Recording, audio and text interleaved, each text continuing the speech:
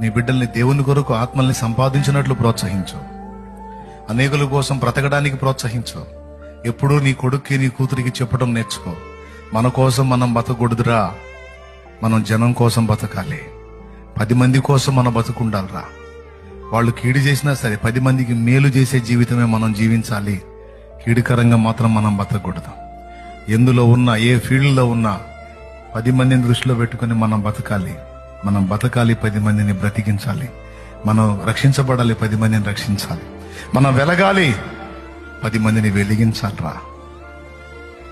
ఒక తల్లిగా నీ నుండి నేను అదే ఆశిస్తాను రా కొడుకా.